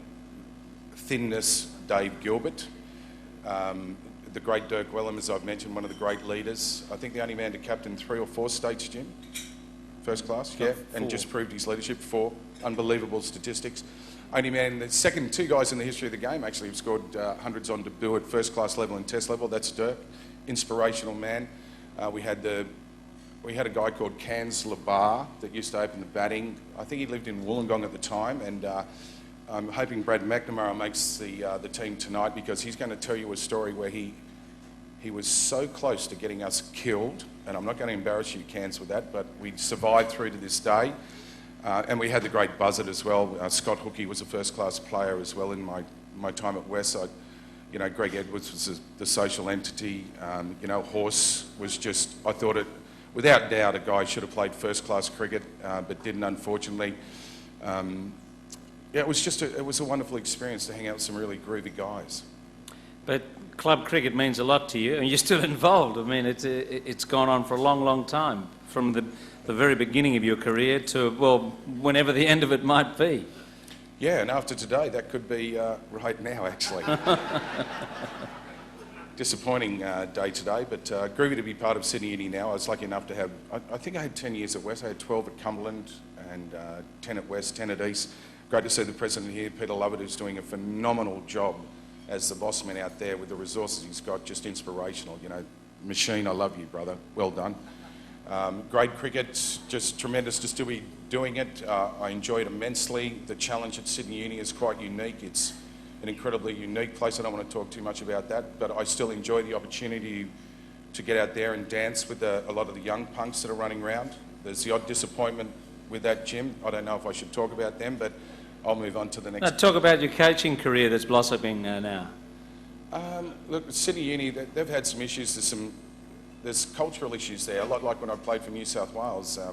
There was 9 Test players that were playing for New South Wales in my first game against Western Australia '82, and it was fantastic to see guys like Rats. Are you here, Rats? He's Is here. Rats out there? I was at your Linfield gig earlier tonight. That's why I was late, by the way, and everyone's bagging you up there for not turning up. But it was great to see when we won the Shield final at Perth, first time we'd won there in about 18 years, to see people like Rats Tui jump higher than I ever thought of jumping in my career, and the way we just turned it around. And cricket in the 80s, I think, for New South Wales, the greatest state, province, county in the cricketing world, really was set an agenda for Australian cricket. You know, the War brothers, Mark Taylor, Lawson, you know, tremendous players. Mike Whitney changed the culture. Murray Bennett, the team we had and the camaraderie there was probably unmatched in any other sporting group that I've ever been part of. Greg, you scored 1,600 runs and 114 wickets at 18.8 for West from 82 to 90. Right on top of your game in that period. And you're still doing the same, aren't you? You're still bowling? Yeah. I saw you had an innings there the other day. Yeah, lazy 22 at the end of the day when they, you know, everyone's up and you just pop a few over their heads. I enjoy the bowling a lot more. I like batting 11 because I don't have that strength in me to sort of be getting a bit personal and taking on a lot of the young guys. But I enjoy the bowling immensely. I enjoy the mind games. I enjoy trying to make a contribution to the game of cricket and also to people's lives. That's a wonderful opportunity at Sydney Uni. I forgot Matthew Troy, actually, when I was, during that time that you just mentioned, I had a shower. Well, we played together, so I was showering with Matthew at the end of the day. And Matthew asked me this question of what it was like playing against the West Indies and how intimidating it must have been and blah, blah, blah. But the only thing Matthew wanted to know was what it was like showering with the West Indian guys. Like Joel Garner, you know. And I could tell you a story, girls, you come and talk to me later. But it was a wonderful time, and the stats are pretty average, aren't they? You know, so I was pretty fortunate to make it, you know, with a great team and all the great players that have been mentioned. But I was fortunate enough to be playing a lot for New South Wales, and I think during that time was pretty much my prime time for playing cricket for Australia. And as I said, the only reason I really was fortunate enough to play for Australia was the catalyst was Wes, and that guy was Dirk Wellen as well, who's now laughing about a few other things that we did during our careers, and he's talking to Matthew about that date as well. But yeah, Wes it was great to be part of it. And like I say, Dirk, the great Alan Davison, you know, I love them both.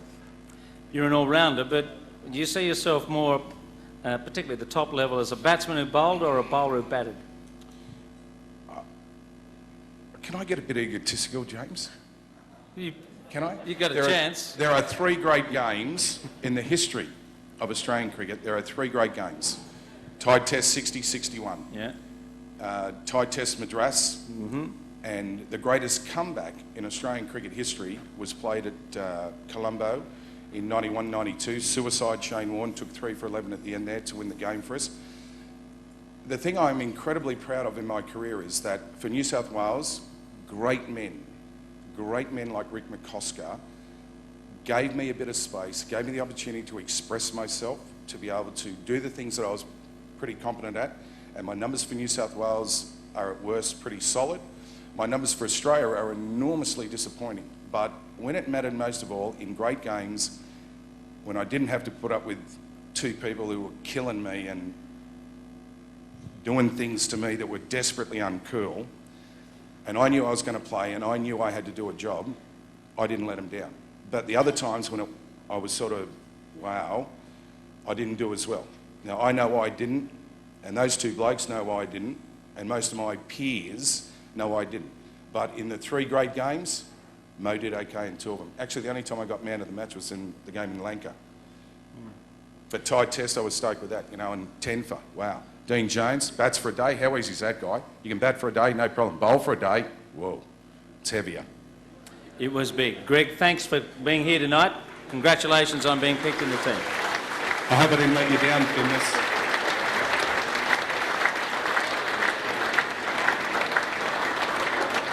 Greg Matthews, the inimitable Greg Matthews. To number 8. Another highly talented all-rounder, Gary Gilmore.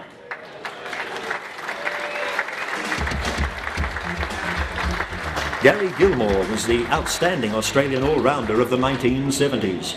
He was a dynamic left-handed batsman, good enough to score a Test century and a lively, dangerous left-arm swing bowler. His relatively short career was marked by many memorable performances, including 95 and 5 wickets against the West Indies in 1975-76. He joined Wests from Newcastle in 1970 and gave the club outstanding service for 6 seasons. In each of his first 3 seasons, Wests made the first grade final, winning 2 premierships. Fitness and injury shortened his splendid career. Gary Gilmore escorted to the stage by Matthew Thorne.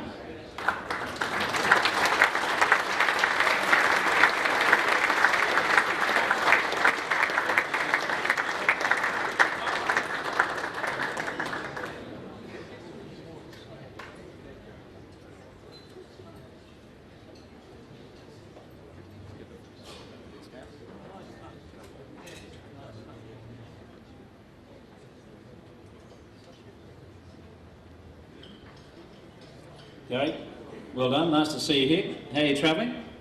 Very well at present. No complaints. 12 months ago, probably wouldn't have said that. But, 12 months ago, I probably wouldn't be looking forward to a night like this, but it's a great honour. Also, I must admit that 12 months ago, I didn't think I'd be around to see my first grandchild born, which was born last fortnight ago. So that's terrific. But I know Dave Gilbert hears this every time he goes to a function that I'm at, but throughout the problems I've had in the past, the cricket fraternity has been fantastic towards me. A lot of people from this club showed a great interest in my problems, and I'd just like to take the opportunity now to thank them all for their support and getting me through it. That's terrific. That's a great strength of the game, isn't it? Terrific strength of the game. Just talk a bit about your cricket as an all-rounder. You had some amazing performances with the bat and the ball. Do you think, looking back, that you did yourself justice as a player? I've got no complaints about what happened in the past. A lot of people say I was a bad trainer. A lot of people say I'd like the social life. But I can't complain. It's I know that when it did come to training, I used to put in a training, but when training was over, social life took precedence. You had a few mates. I grew up with a bad crowd. Like at West, there was a couple of renegades. New South Wales, there were some renegades. I just got stuck with them all the time. And I weakened. But you still performed on the field. I mean, you Test 100, what was it, 6 wickets in that game of the World Cup? I mean, every now and then you seriously turned it on. Yeah, no, I had my good moments. I know Simo was mentioning earlier the grand final we played at Chatswood Oval, and I think they got 37 or 39 or something in the first innings, and I got 7 wickets. We just passed them. I think we got 90 odd. And we went out to bowling, and I got 5 wickets, and I got crook. I said, Simo, I've got to go off the field. I'm feeling pretty ordinary. So I went off. Day's play ended. We were quite in a good position. And I remember what Simo said to me. Lucky Davo's not here. Because he said, Davo would never have done that, son. And I'm laying on the table shivering and quivering like a wreck, but Davo would never do that. So I'm sorry, Simo. Did it get you moving? He got me moving my car to go home to Newcastle. Let's just talk about some of those leadership influences around you. You know, Simo and the Chappells. And just take us through some of those characters, and of course, just the experience of playing with people like Doug Walters. Yeah, well, when I first came to West, and then Simo came as captain, he taught me a hell of a lot. But then again, like I used to bowl this ball that somehow used to go away from the batsman, and Simo hated it, and because he never set a field for it. And I'd had catchers go through the slips down the third man for 4, and I'd put my hair out, but Simo said, no, that's a shit for a ball, you shouldn't bowl that. So he taught me a lot. And, no, because that was probably one of my main delivery at that stage. So I had to learn to bowl the in-swinger and other deliveries, which he probably was responsible for that. But then I, with the Australian team, I played under Ian and Greg, and they were two different kettles of fish. Like Ian was probably the greatest captain I played underneath, because you knew where you stood. And he was part of the social set. But like, if you didn't perform on the ground, you certainly knew about it. What was that, running from fine leg to fine leg between overs if you weren't bowling? No, he never made me do that. But he'd bowl you all day. If he knew you had a bad night the night before, he'd make you bowl all day. And no matter how many times you threatened him what you were going to release on the wicket, he said, next over, so keep going. Because you were around a few sharp shooters there. Lily Thompson and Max Walker was around. Did you like to take them on in terms of being a pace bowler and not just someone who moved the ball dangerously? Oh, I was never a pace bowler. You were sharp, though. Oh, I don't know. We never had time guns in those days to know how fast we were bowling, but like I'd always bowled into the wind. Like when I was with West, I was talking to Mark today, like Rosie always had the new ball bowling into the ridge, and I had to come up into the howling southerly and bloody climb over the ridge. So I was never a fast bowler, but I relied on swing to get my wickets. And just a bit on your batting, I can still remember days like that 100 out at the SCG against Victoria when Richie Robertson ended up with every man on the boundary that didn't know where to bowl you.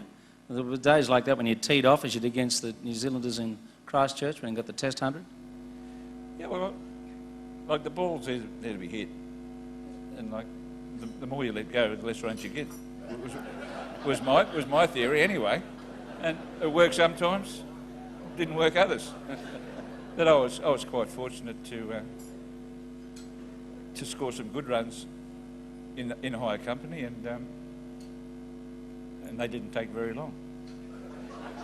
It was seriously entertaining, yes. Gary, it's terrific to see you here tonight, and in good spirits, and congratulations on being involved in this and being chosen at number 8 in the Millennium team. Thank you very much, James.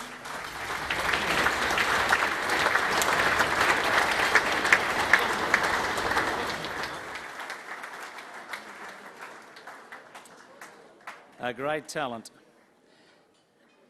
At number 9, Alan Davidson. Alan Davidson succeeded Keith Miller as the most exciting and effective all-rounder in Australian cricket. He was already a state cricketer when he joined Western Suburbs in 1951. Between 1957 and 63, he was the spearhead of the Australian attack, and by 1958 had emerged as a world-class all-rounder. He was a powerful batsman and fielded magnificently. He competed just as fiercely in club games, and his averages for West's 40 with bat and 12 with ball tell of his dominance of grade cricket. He went on to give invaluable service to cricket in New South Wales as a long-serving president of the New South Wales Cricket Association.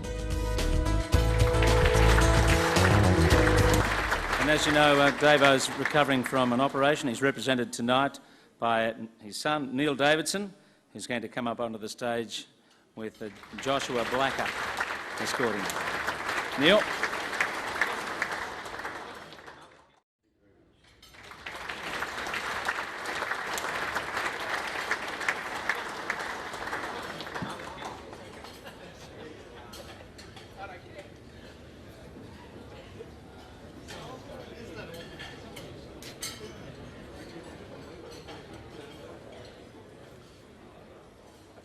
And just before we hear from Neil, we might just have another look at Davo. West were a tremendous club to move to. the whole club had an attitude, you know, from the top down. Reg Herford, Reg was the president, Ray Little was the secretary. There were other people such as Stan Sismy, Darryl Washington, Tommy Brown, you know, the Wellhams, everybody. Like, it was just a very great, close club. And not only that, but there was a wealth of experience there. It wasn't as if I was moving into foreign territory. I was moving into a very homely arrangement with the club. Nobody can describe what it's like to play in a club game, because it's different. You play in a test side where your blokes are coming from interstate and everywhere. You play in a state side where basically, I suppose, blokes are coming from all from different clubs and whatever. But when you come and you're playing in a club, the club is a total club. You haven't got outsiders coming in. You don't have to sort of sweet talk somebody from another club. Like, everybody's there with the same motive, the same approach to the thing. There wasn't an unattractive player that reached the top from West. I think that's one of the good things that we've been lucky, that every player that has come from West to play interstate or international cricket, they've had a flair or something that makes them special. I think that's the glorious part of club cricket. You can have a situation which would never happen anywhere else. Blokes that work night shifts, and like even little Johnny Martin came all the way down from Taree and used to sit up all night on the train to come down and play with Petersham. Well, thank you, Max, and thanks, West.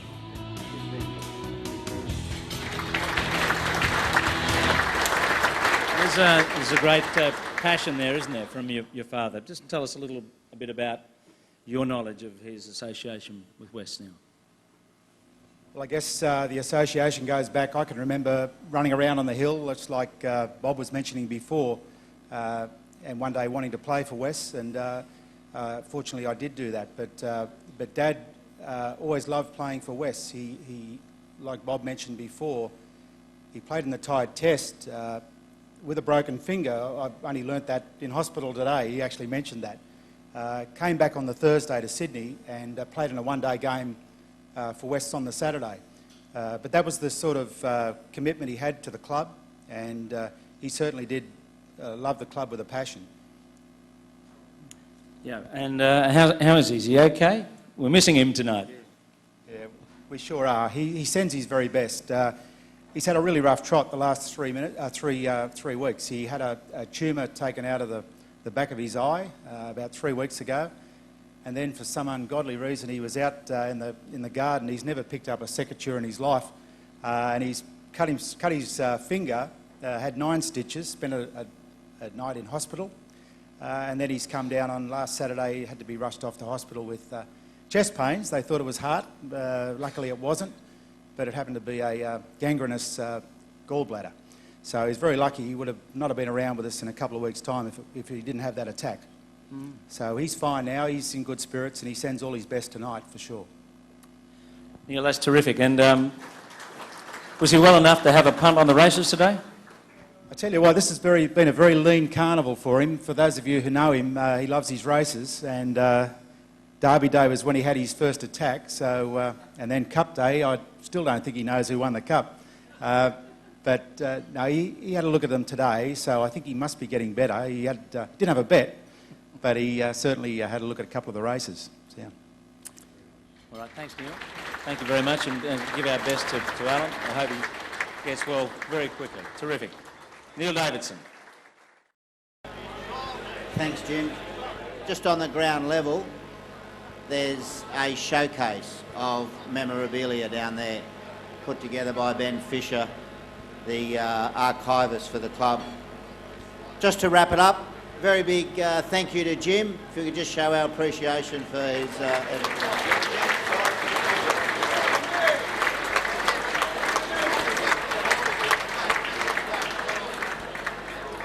It was a very difficult task tonight Jim had to I suppose technology involved made it really difficult, but as everyone's acknowledged previously, Jim's expert at what he does, and again, fantastic effort, mate. Really appreciate it. Great to have you here.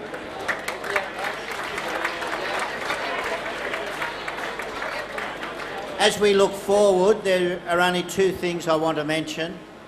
The first matter we're desperately keen about is to have Pratton Park grandstand restored. Many of you might know that there were 2 fires in it during last season, and the council have committed happily to the restoration of the grandstand as part of a master plan for the Pratton Park area, and we're, as you would understand, keen to advance that as quickly as possible. The only other thing I want to undertake to everyone here is that we will continue to do everything we can to connect the present with the past through those means I expressed earlier and functions such as this. Thanks very much for your contribution, and the night's got a long way to go. Enjoy the balance. Thanks very much.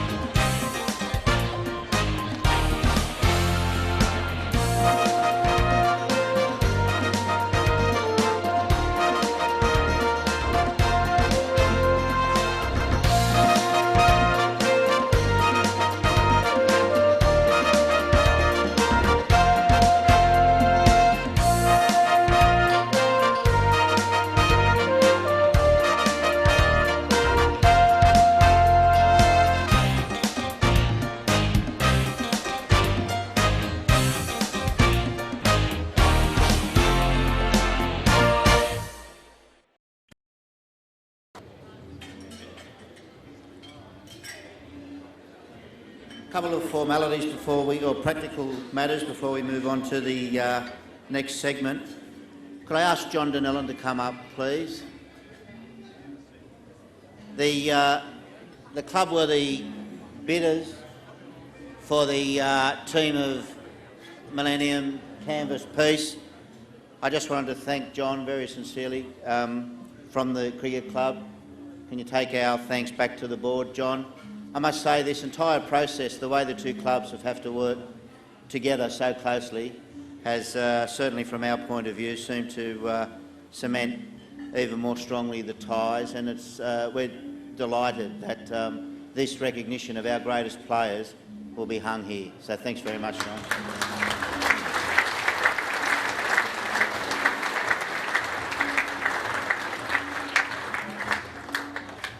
I believe that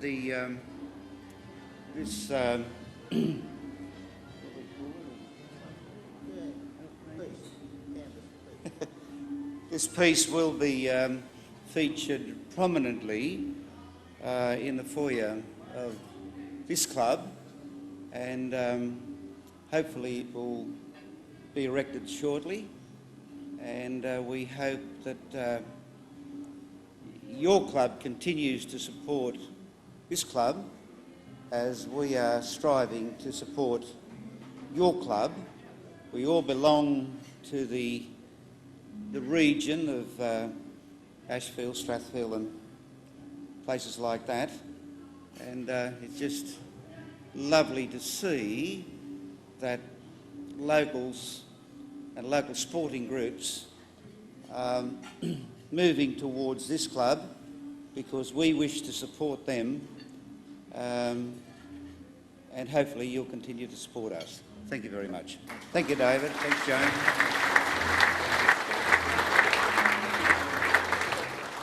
Our thanks to all the bidders and all the highest bidders.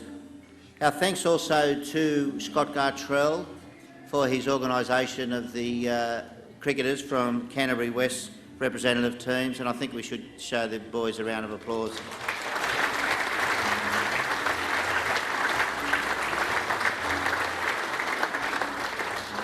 I think the two most frequent comments I've received so far this evening is how great it's been to hear from the former players, and of course, as has been plugged throughout the night, there's lots more of that in the DVD, which is fantastic. Stan talking about the victory tests and histories from Simo and Davo. And the other thing is how fantastic it was to have the boys here, the very young boys, and you've got Stan and Tommy I think I can say, aged 90 and 88. I won't tell you which one's which. And we have young kids from the representative team. So thanks very much to them.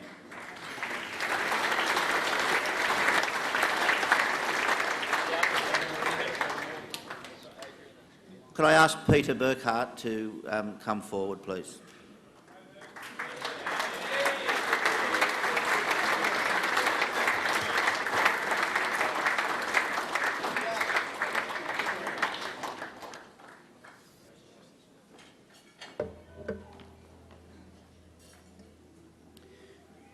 During 05-06, Peter took his first grade aggregate to 8,596 runs, surpassing Bob Simpson's 8,169 and Tom Brown's 7,882.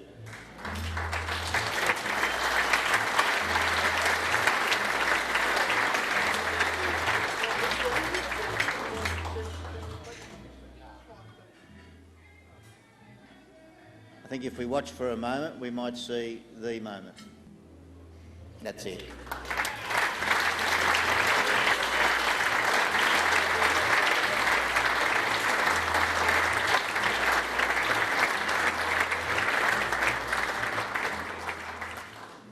Peter's time at West has been marked not only by the excellence of his batting, but by dedication and, of course, longevity and significant off-field contributions. Peter, of course, was approached regularly, boringly, endlessly by other clubs. He always knocked them back. And in this day and age, his loyalty has been a great example to the balance of the club. Congratulations, Peter, on your wonderful achievement. It supplements your position as the club's leading run-getter, now also being leading first-grade run-getter. Congratulations.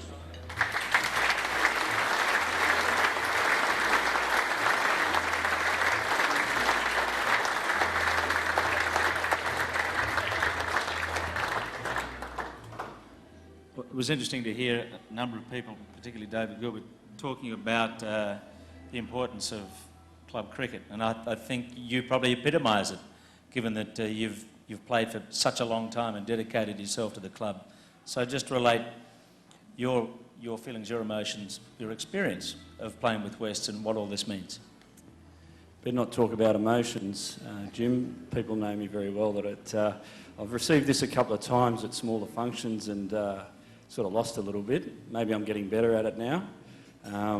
But it sort of makes me very proud, obviously. And it sort of makes me very excited to be put in the realms of the names that have played and people that have stood on this stage tonight. But also the people that I've played with at a grade level. All the people that haven't been mentioned tonight that I have played cricket with, I think all of them have contributed somewhat to surpassing it, because, you know, why would you want to play anywhere else? Well, it's a great credit to you to keep going like this. And what's your ambition now? Do you see yourself going on for a few more years and getting up, 11, 12? Where's it going to finish? I've just got to check when Bobby Holland made his Test debut. I think he was 38, so they've flattened out Pratton Park. The ridge is now gone. I've learned how to play on the front foot, so I think anything's possible at the moment. So I'm just playing it by the day. I'm just playing the two-day cricket at the moment, which I'm enjoying. I've got a great bunch of teammates.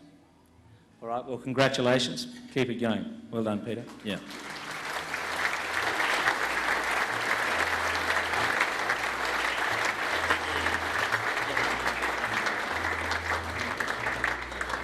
All right. A few more things to do. David. Could we invite the entire team and the representatives of the members of the team, those who have left us, to now come back to the stage, please?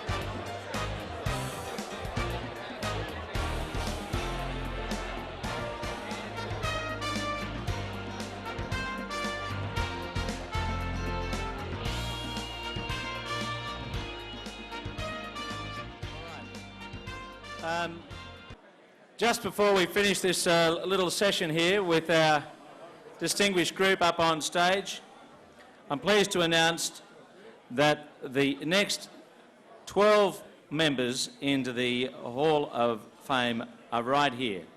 This is the team of the Millennium, and they're all into the Hall of Fame.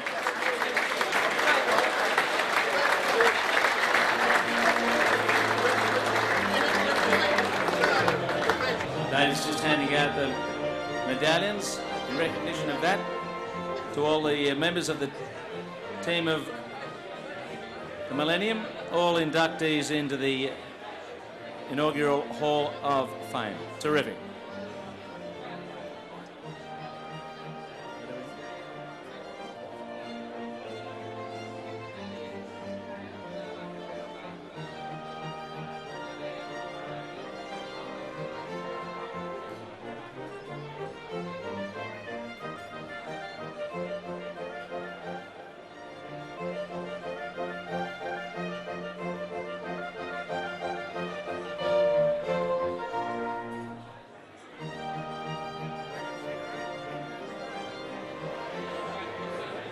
So there's the team of the Millennium, all into the Western Suburbs District Cricket Club Hall of Fame. Thank you.